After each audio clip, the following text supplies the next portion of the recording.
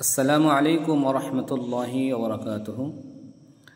ইসলাম জানতে হবে, বুঝতে হবে, শিখতে হবে। লজ্জা করা যাবে না। লজ্জা করলে অনেক জিনিস থেকে আমরা মাহরুম এবং বঞ্চিত হব। আমাদেরকে ইসলাম বুঝে শুনে তারপরে আমল করতে হবে। তো থাম্বনেল দেখে তো বুঝে গিয়েছেন কোন মাসআলাটা নিয়ে আলোচনা করা হবে। আমাদের মা বোন যারা আছে, আল্লাহ তাআলা তাদের প্রতি মাসে তাদের জন্য একটা রুখসতি দিয়েছেন পিরিয়ডের কারণে। এই যেটাকে মাসিক অথবা ঋতুস্রাব বলা হয়, গ্রাম্য ভাষায় যেটাকে মাসিক বলা হয়।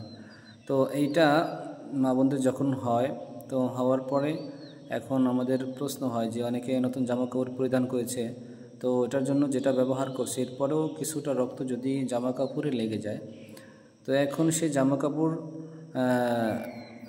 ধোয়ার পরে ওই রক্তের দাগটা ওঠে নাই, তো এটা দিয়ে নামাজ পড়লে নামাজ হবে কি না, এরকম একটা প্রশ্ন।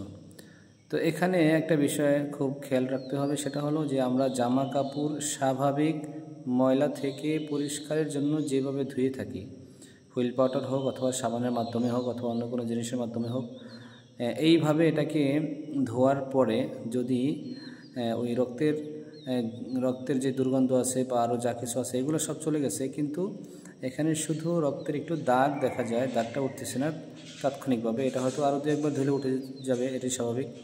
কিন্তু যদি এই রক্তের দাগটা নাও ওঠে, এতে কোনো সমস্যা নেই, যেহেতু জামাটা এখন পবিত্র হয়ে গেছে ধোয়ার মাধ্যমে। এই জন্য এই কাপড় পরিধান করে নামাজ পড়লেও নামাজ হবে, কোনো সমস্যা নেই। এইভাবেই আমরা আমাদের মাসআলাগুলো জেনে নিব এবং আরও ইসলামী সুন্দর সুন্দর আমাদের প্রয়োজনীয় মাসআলাগুলো জানার জন্য আমরা এই চ্যানেলটি সাবস্ক্রাইব করে রাখতে পারি। আল্লাহ আমাদের সকলকে তৌফিক দান করেন। আসসালামু আলাইকুম ওয়া রাহমাতুল্লাহি ওয়া বারাকাতুহু।